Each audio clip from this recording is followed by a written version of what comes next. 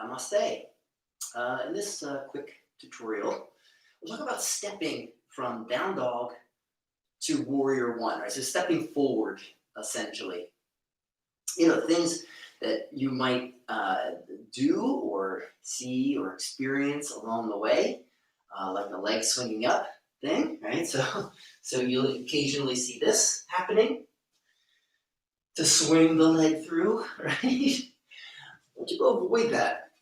All right, it's kind of counterproductive. But before we get to that, let's go through a sun salutation, right, to get ourselves back to down dog. You don't have to, but I'm going to, and we're going to count off. Sun salutations be the traditional, vinyasa count, so we can see that leg swing has nothing to do with the actual movement. All right, so I'm starting in Samastiti. This is my zero position. Right, my first inhale is first vinyasa. Right, that's my first vinyasa. All right, second vinyasa, exhaling, folding. Third vinyasa, inhaling halfway. Fourth vinyasa, chaturanga. Fifth vinyasa, inhale, up dog. Sixth vinyasa, exhale, down dog. Now, in sun salutations B, the seventh vinyasa is warrior one, right? So it kind of can't be these extra movements, all right? You can't just lift that leg up. All right, so that seventh vinyasa is to step forward, plant the back foot, and rise up on the inhale, right? So we have this exhale to down dog, continuing to exhale to step the foot forward. Now, before any of you Ashtangis might read or watch this, and I know I'm familiar with Yogamala, I realize that Pattabhi Jois, the way his count works is exhale down dog, inhale right foot forward, plant the back heel, rise up to warrior one. I realize that, okay? And I would guess that most of you would agree that if we're following the kind of compressive and expansive nature of our movements in our body, we're going to follow that along with the breath, right? Prana, apana, those of you familiar with that lingo, right? So anytime the body's moving to contraction, it's an exhale. Anything that's moving towards expansion as an inhalation. Right, so when we exhale our way back to down dog, right, kind of mild forward fold, and then we're moving this leg forward, we're still in a very contractive state. Right, so continuing the exhale, right, we're exhaling, exhaling, exhaling, exhaling, exhaling, exhaling. All right, then we inhale to rise up for warrior one, right? Expansive, moving upwards, right? Pranavaya.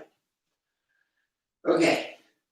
So let's look though, so that's the vinyasa, right? So we have the sixth vinyasa, down dog. I'm going to plant my back heel. I'm stepping my front foot forward as I continue that exhale. Inhaling, I'm rising up. That's my warrior one. All right, that's the seventh vinyasa. Eighth, exhale, chaturanga. Ninth, inhale, up dog. 10th, exhale, down dog. Again, the 11th vinyasa is warrior one for the left side. Planting the back heel, stepping, I continue that exhale until I step. Inhale, 11th, right? 12th, exhale, right? Of course, I count off 5 breaths, and just to complete it, I want to do number 5. My 15th vinyasa, looking up or stepping top or floating top of the mat. Inhale, look up halfway. 15, 16, exhale, fold. 17, Utkatasana. Right? 17th vinyasa, these bend arms, rise. Back to zero, exhale. So, why is it important? It's all good, right? All movement is good. If we're sticking to tradition, this is the way we're landing, right? This is the way we're operating. And if that is the case, then we want to kind of maximize its effect and also really look into the reasons why it would be performed this way, why we wouldn't lift that leg up. All right, so let's start to kind of peel back some of the mechanics. Now, the one thing that ends up happening is that, if you're lifting the leg up, right, obviously, for vinyasa people, right, this sometimes happens on me, right, then that exhale extra, right, this is an extra inhale and an extra exhale, will swing that leg through and plant the foot. There's certain advantages to this, right? We're gathering a bunch of momentum. That leg swings up, gravity is swinging the leg down. Now, there's nothing wrong with using gravity to your benefit, that's for sure. But at the end of the day, we're not really getting the action that's going to be better, that's going to better serve us later on by engaging this hip flexor to simply drive the knee forward. Right there, simply just exhaling, plank, knee might tap the upper arm, right? All right, we might do that to the other side, right? Left knee, left upper arm, get that heel high as possible, toes point.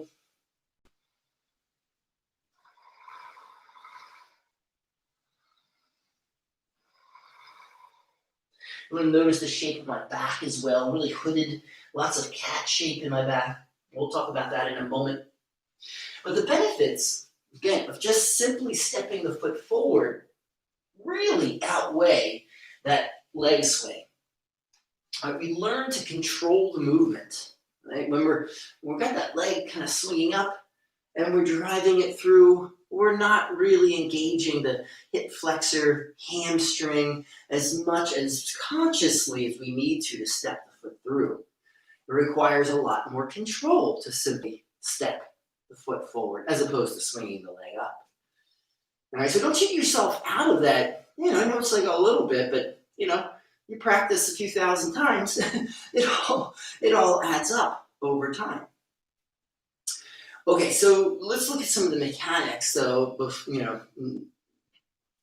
And there's a few key things here that we should talk about. Right, we have plantar flexion of the foot. Right, my toe is going to point as I step that foot forward. All right, we have knee flexion. Right, my knees bending. Right, and let's just look at knee flexion for a moment because there's two things, of course, we need, and that is mobility in the knee. Right, the ability to flex deep enough. And hamstring strength, right? The muscles that drive that knee into flexion, right? So the hamstring strength is going to be kind of critical here as well. Then we have hip flexion as well, right? As I'm driving the knee forward, all right? So again, I have plantar flexion, toe points, knee flexion, knees bending, hip flexion, right? My hips flexing here. Now, I need certainly my hip flexors and iliopsoas muscles, there's no doubt about that. Quads might synergize there as well. But I think more importantly, there are some belly muscles. And the rectus abdominis, transverse abdominals are going to help us really kind of pick that knee up high into the body. So as I'm lifting here, what ends up happening is that the belly muscle, that rib lift, like we see in cat pose here, is going to change the shape of the spine, right? And it's also going to help tilt the pelvis to a posterior tilt, and therefore make some extra space to flex more deeply. Right? Do a quick experiment, right? So if I'm in cat pose and I'm lifting that knee up, now, if I move myself in the cow pose, check out the position of my knee. Same thing happens, right? Exhaling cat pose, that knee lifting, you can see the shape becomes more compact. Inhaling into cow pose, the knee's like kind of dragging along here, right? It's not nearly as flexed as it would be. So, right, we've got to establish this very deep lift to those belly muscles and ribs, change the shape of the spine, right? We go into spinal, right? If this is this is spinal flexion is what we want, right? Spinal extension in that cow shape is, it's going to make that leg feel heavy. It's going to be dragging back.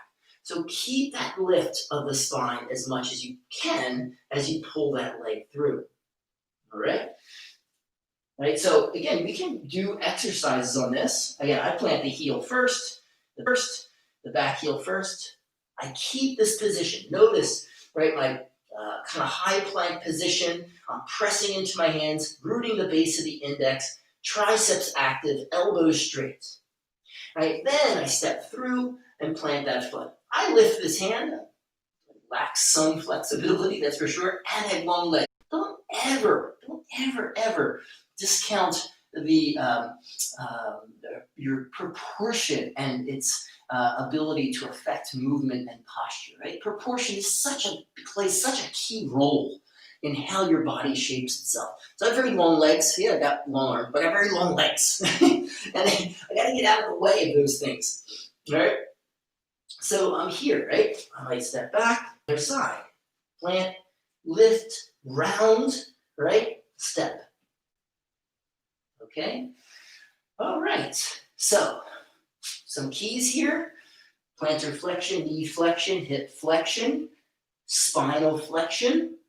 Right? These are all signals, by the way, of an exhale. And I'm not saying Pattabhi Jois was wrong. He can't be wrong. No, he's wrong in a few things. Let's face it. But these are all signals that an exhale should be a continuation of the movement. Right? Once that foot lands and the body moves up to warrior one, where we see spinal extension, for instance, then, an inhale seems much more appropriate. All right, so shifting gears, some of us might find it's very difficult to land the foot between the hands. Right? I do that little hand lift at the very end. Right? But if you have difficulty, you're working on your sun salutations, I'm going to give you two very immediate fixes. Right? We're lifting here, foot landing here. Right? This is something you might see. Nothing wrong with picking that foot up. I'm catching my right ankle with my right hand, placing the foot forward. Right? Nothing wrong with that. Right, my left side, lifting. You got to finish the movement though, right? I'm lifting. I'm trying to get that foot forward. It lands, right? Because we want to tonify, we want to exercise those muscles as much as possible. Take the foot, plant it. Heel down, rise up. Now, something that's a lot better, and I have nothing wrong with double stack of blocks. I find nothing wrong with a double stack of blocks. But if you have very tight hip flexors, you limited movement in your hip flexors, then lift those hands up. Tighter hamstrings. You can also do this modification for people who have tight hamstrings or super tight shoulders in down dog. This will help you kind of rest back into your dog a bit. So for up on blocks, I take the shape, I plant the foot, rock the heel down, rise up. Okay? I could do this with 2 blocks stacked. I could do this with 1. Think about your progression. Right? So if you need to start with 2, that's fine. Eventually, you go down to 1. Boom. Here, rising up. All right? And then you go down to 0. Right? Lifting, hooded, rounded. All exhale. Inhale. Right? Okay. All right. So some simple things here, right? The movement first. Right? We have 6th vinyasa is down dog. 7th vinyasa is warrior 1. Boom, boom. All right. No hesitation. No leg swing. Okay. I understand. You might want to do it, but we're looking at it traditionally. Get that foot forward, plant it, rise up. All right. Mechanics. Flexion, flexion, flexion, flexion. All right. Cultivate that as much as possible. All right. Remember, it's happening. It's an exhale. Okay. Think about the breath movement, pranayama. That's all signals to continue your exhalation.